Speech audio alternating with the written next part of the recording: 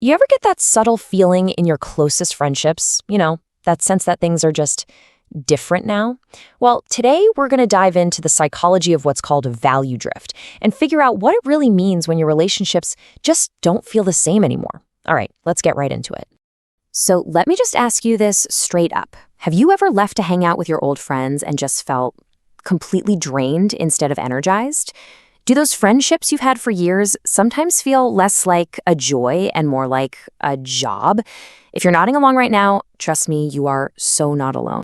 And that feeling, it points to something a lot of us experience but really struggle to put into words.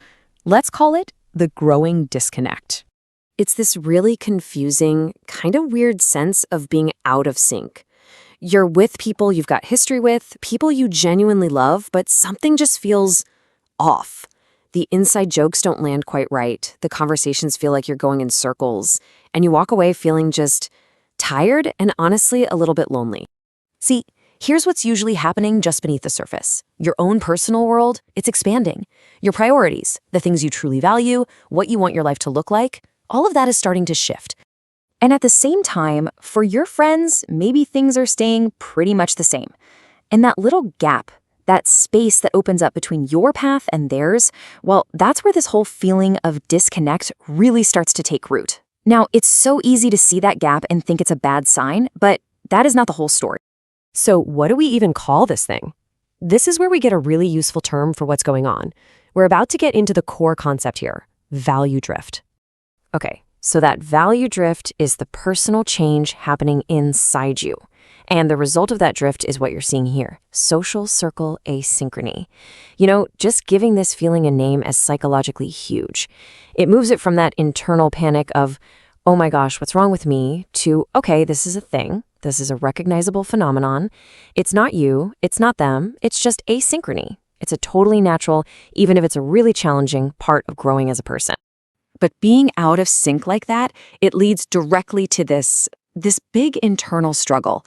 And that's what this next part is all about, the exhausting fight it creates inside all of us.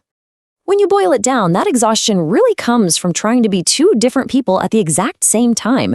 You're constantly caught in this tug of war between the person your friends have always known and expect you to be and the person you're actually actively becoming right now.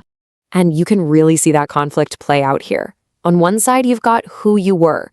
That's the comfortable, familiar version of you. Your friends know that person, they expect that person, but it just doesn't really fit anymore, does it? And on the other side, you've got who you are becoming. This version is shaped by your new values. It feels authentic. But yeah, it can also feel unfamiliar and really challenging to be that person around your old crew. And trying to live in that gap between the two, man, it is absolutely draining. Okay, but this is where we flip the entire script. What if we've been looking at this whole thing completely wrong? This last part reframes the entire experience. It's all about seeing this as a sign of growth. So let me just ask you this.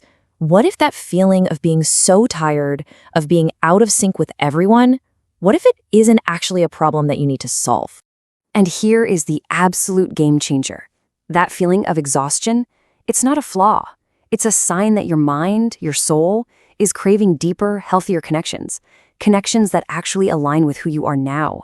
Just let that sink in for a second. That exhaustion, it's a compass. This means the whole experience, as tough as it feels, is actually a positive signal. It's an indicator that you are growing, you're evolving, you're looking for connections that match the new you.